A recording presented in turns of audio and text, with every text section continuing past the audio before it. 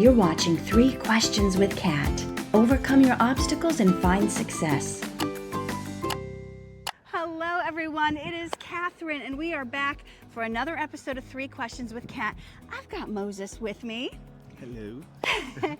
Moses, what people want to know is what stops people from having success?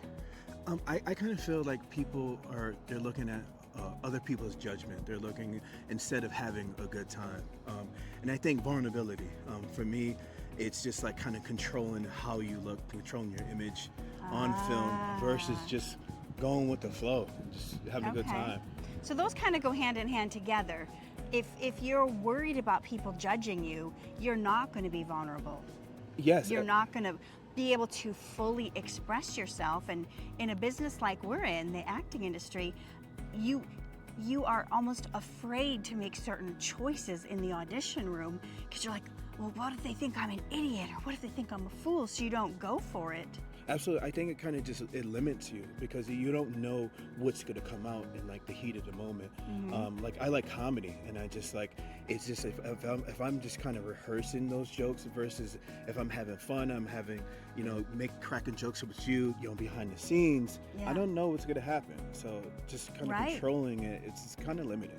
Okay. So this has to do with not only judgment, but controlling it so you don't feel vulnerable, because you just want everything to like line up how you want it to go, so you have no mess ups, and so that it takes the fun out of it. It does. It's just like, forget about the camera. Like you just be in heat of the moment. Like I like to think about like who my character is in that time and place, and just have fun. Just like with comedy, it's the spirit of comedy. Yes. There has to be really good comics. There has to be a spirit of freedom. Like, can you imagine what it would have been like to be on set shooting something with Robin Williams? Like, even if there was a script, he's not following that. Yeah. And you just have to be able to like roll with the punches. You don't know what he's gonna say. Yeah, it's like playing basketball with like an NBA player. I think like a lot of people will be intimidated, but that good player is gonna bring out better of you, Yes, yes. Instead of letting it freak you out, I gotta rise to that level. Exactly. Okay, the second question is, what people want to know is, how do you overcome obstacles? If you've got stuff standing in the way between you and your dreams, like, how do you get over it? I pray. I'm a huge faith person, and for me, it's a faith walk, and a lot of stuff is just completely bigger than me. And I was a person that I dealt with a lot of anxieties, like as a kid, as a youth, and I feel like the best way to come to those obstacles is just to go head on, nervous or not, if I do a crappy job or not, I did it.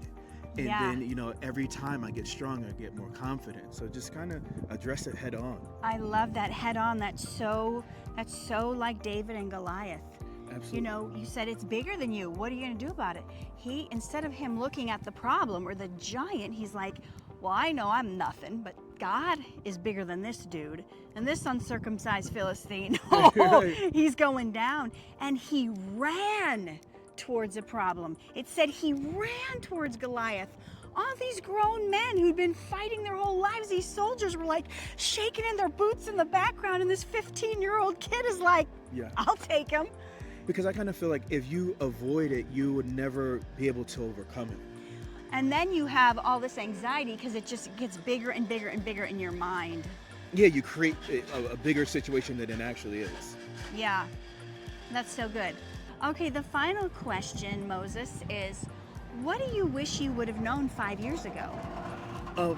5 years ago, I wish I would have known like my true appreciation and love for people, because I kind of feel like knowing people is to kind of know myself more, because I come to realization it's just like, I think like as early on as actors and actresses, we think that everyone else is competition.